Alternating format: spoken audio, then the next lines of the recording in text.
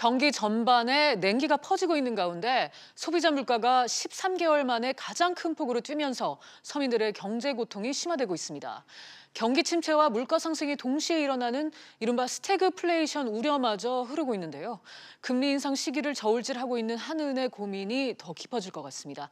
최영일 시사평론가와 함께 현재 상황 진단해 보도록 하겠습니다. 평론가님 어서 오세요. 안녕하세요. 네, 지난달 물가 동향을 보니까 일상생활과 밀접한 지수가 큰 폭으로 올랐거든요. 네. 체감 물가가 실제 지표보다 더 높다고 치면은 서민들의 물가 고통은 더 클 것 같아요. 당연히 체감도는 크죠. 상승이 가파른 이유를 어떻게 봐야 될까요? 상승이 가파른 이유를 일부 채소류, 곡물, 그리고 무엇보다 중요한 것은 국제 유가에서 보고 있습니다. 기름값이 계속 오르고 있지 않습니까? 네. 근데 지난주에 대비하면 조금은 내렸어요. 지난주가 한 배럴당 80달러 선까지 육박했었는데 네. 바로 어제 기준으로 보면은 두바이유가 한 73달러 선. 그리고 이제 텍사스 중진유가 63달러 선이니까 지난주 대비는 이제 한 6, 7달러 내린 것 같습니다. 네. 그럼에도 불구하고 지금 유가 공급은 조금 불안정합니다. 최근 들어서 러시아가 좀 이제 기름을 많이 풀고 있고 하지만 네. 유가 변동에 따른 타격은 우리에게는 직격탄이거든요. 그러니까 오죽하면 유류세 인하, 뭐 파격적으로 15% 인하가 이제 한시적으로지만 적용되기도 했는데요. 이거는 체감 효과가 적을 것이다. 그렇다면 말씀하신 대로 지금 13개월 만에 2%대 물가 지수에 접어든 것, 이거는 이게 또 연말 김장철이거든요. 연말 연시까지 이게 이어진다면 서민 고통은 분명히 배가 될 것이 확실해 보입니다. 네, 경기는 침체돼 있는데 물가는 계속 오르는 현상, 이걸 스태그플레이션이라고 네. 합니다. 용어가 좀 어려운데 이걸 의미 그리고 그 중요성을 어떻게 이해해야 할까요? 네, 그러니까 20세기 중반까지는 없었던 용어입니다. 그전에는 그냥 인플레이션과 디플레이션이에요. 네. 그 1, 2차 대전 사이에 미국 대공황 때를 보면 스태그플레이션이라는 건 존재하지 않았습니다. 그런데 대체로 경기가 침체되면 물가도 낮아지는 네. 저공 행진을 하는 게 일반적인 현상이었는데 2차 대전 이후 미국 시장에서부터 경기는 침체돼 있는데 물가는 올라가는, 그러니까 이제 경기 침체와 인플레이션이 겹쳐지는 뭐 묘한 복합 현상이 나타나서 네. 이것이 굉장히 이제 경제의 위기를 초래하고 있습니다. 그래서 이것을 스태그플레이션이라고 이제 정의하고 경제학자들이 연구한 지가 이제 반세기가 넘었는데요. 네. 굉장히 좋지 않습니다. 그런데 지금 스태그플레이션 초입이라고 보는 일부 경제학자도 있고요. 여기 이제 이 정부의 경제 당국은 동의하지 않는 입장입니다. 김동연 경제부총리는 그렇게 보지 않는다. 그럼에도 불구하고 여기 토가 달려 있는 것이 앞으로 신중하게 예의주시해야 한다라는 또 이야기는 남겼습니다. 스태그플레이션의 전조냐 아니냐. 스태그플레이션이 만약에 지속된다면요. 이거 제가 스태그플레이션인지 아닌지는 연말 연초면은 가늠이 될 것 같은데 스태그플레이션이라면 장기화될 조짐이 크고 네. 지금 우리 경제의 특수성은 뭐냐면 복잡성이 아주 높다는 거예요. 과거처럼 몇 개의 선행 지표를 가지고 앞으로 어떤 일이 벌어질지를 예견할 수가 없습니다. 예. 그래서 항상 상시적으로 스태그플레이션의 위험성까지도 염두에 두고 대응을 해야 될 것 같습니다. 네. 제일 핵심이 금리 문제죠. 그러니까 서민들은 계속 지금 소득이 줄고 있는데 네. 물가는 계속 오르니까 걱정이 더 큰 것 같거든요. 맞습니다. 이거에 그러니까 대해서는 어떻게? 지금 어제 이제 문재인 대통령 시정연설도 있었습니다만 네. 정부의 기조와 시장이 지금 반대로 가고 있어서 안타까운데요. 그러니까 가처분 소득을 좀 늘려서 지갑을 두둑하게 만들어주자. 그래서 최저임금도 올리고 한 그게 거 아닙니까? 의도였죠. 네. 그런데 문제는 서민들의 지갑이 두둑해지지 않고 있고 더 얇아지고 있단 말이에요.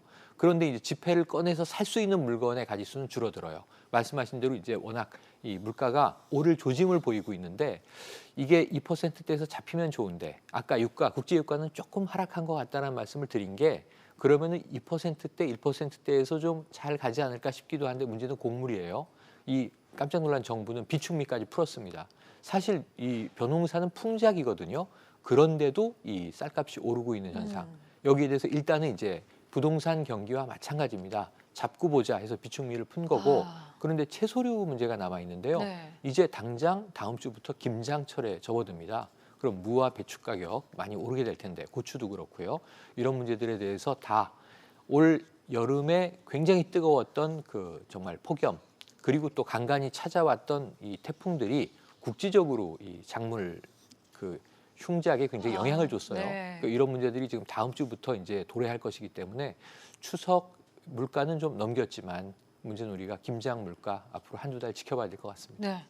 지금 뭐 앞서 짚어주셨지만 지금 물가 흐름은 농산물 그리고 석유류 제품 가격 인상이 주도하고 네. 있는데요. 특히 이제 국제 유가 같은 경우에는 우리가 뭐 어떻게 컨트롤할 수 통제 없는 불능이죠. 거잖아요. 네. 이런 경우에는 지금 앞으로 어떻게 해야 될지 대처하는 게 중요할 것 같은데요. 그러니까 이제 유가가 핵심입니다. 이제 내수 시장은 곡물이나 채소류가 네. 영향을 주지만 뭐 유가는 지금 석유화학 제품 전반으로 영향을 주고 수출 산업에도 영향을 줄 수 있는데 아까 말씀하신 대로 좀 이거 우리가 통제할 수 없는 거예요. 예. 다만 미국이 이례적으로 지금 이란산 원유에 대한 수입을 제재하고 있거든요. 그런데 인도와 우리나라에는 경제 악영향을 줄 가능성이 높다. 그래서 이 제재에서 해제를 해줬어요. 수입은 가능합니다. 다만 이 수입량을 좀 통제하라는 이제 권고들이 내려지고 있는데 어쨌든 우리 유가는 조절이 안 되기 때문에 수입량 조절인데 그래서 저는 이 물가 얘기를 이번 주에 들으면서 가장 좀 이 속이 타는 게 이 고양 저유소 화재를 생각해 보면요. 아, 예. 그 250만 배럴을 그냥 태워버렸잖아요. 그렇죠. 또 기름 한 방울 안 나는 나라에서 네. 우리가 그런 부주의로 이런 실수까지 해서는 안 되겠다. 40억 원을 그냥 불태워버렸는데 유가 문제는 통제는 안 됩니다. 말씀하신 대로 이제 유류세 인하 문제하고 그리고 이제 이 유량 공급을 정부가 조절하는 수밖에는 없어 보입니다. 네. 지금 이제 물가가 이렇게 오르다 보니까 한은이 이달 말에 금리 인상을 할 것이다. 이런 전망도 나오고 네. 있습니다. 그 가능성에 대해서 어느 정도로 보세요? 저는 한 2주 전까지 11월 30일에 반드시 한다로 봤거든요. 네, 그러셨군요. 지금 미국도 계속 할 겁니다. 네. 제롬 파월 의장이 계속 한다고 하고 있고요. 네. 그럼 우리가 격차를 계속 둘 수는 없는 게 얼마 전에 일시적이긴 하지만 주가가 폭락하는 걸 봤는데 외국인 자금 이탈을 조금 맛봤잖아요. 그런데 아프잖아요, 우리가. 그래서 그런 측면에서는 금리를 올리지 않으면 어떤 방법이 있단 말인가. 이 격차를 둘 수는 없다. 이렇게 생각을 했는데 금리도 그냥 올리는 게 아니고 성장률이 좋아야 올리는 겁니다. 지금 고용률을 나쁘죠. 성장률 하향 조정했죠. 이런 상황인데 물가마저 아직 고물가라고 단정 지을 수는 없지만 물가가 인상되고 있는 상황이라 시장에 체감되는 고통이 커지는데 여기에 금리 올리면 가계부채 문제 심각해지고요. 네. 문제는 이제 가계 파산, 가계 도산 이 문제가 도래할 수 있기 때문에 저 11월 30일에 금리 올리는 것 마지막 지표를 11월 중후반에 한 번 더 보겠지만 매우 올릴 가능성이 좀 희박해지고 있다. 이쪽으로 그렇군요. 기류가 흘러가고 있네요. 네. 지금 우리 경제 저성장 이 고물가 분위기 속에서 정부가 여러 가지 유연성 있는 대처가 좀 네, 필요한 것 고민이 같습니다. 많습니다. 평론가님 오늘 말씀 여기까지 들을게요. 감사합니다. 고맙습니다.